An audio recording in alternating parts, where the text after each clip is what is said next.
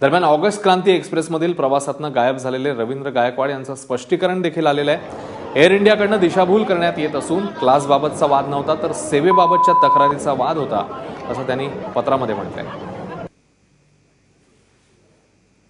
अधिक माहिती घेऊया, आपल्या प्रतिनिधी ऋत्विक भालेकर आता आपल्या सोबत आहेत। ऋत्विक, या सगळ्या घटनेसंदर्भात तुझ्याकडे नेमके काय अपडेट्स येतात?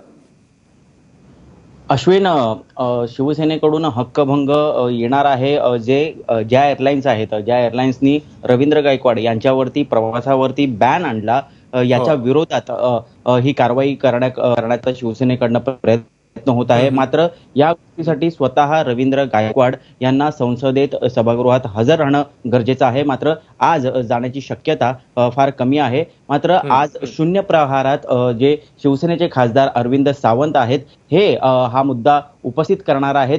त्यानंतर रवींद्र गायकवाड हे जेव्हा संसदेत जातील त्यावेळेस जो हक्कभंगाचा मुद्दा आहे हा उपस्थित केला जाऊ शकतो आणि त्याला कसा प्रतिसाद सभागृहात मिळतं यावर पुढची शिवसेनेची दिशा ठरणार आहे। अश्विन, ऋत्विक, या सगळ्या संदर्भातली ताजी माहिती घेतच राहू। तुर्तास धन्यवाद या माहितीबद्दल।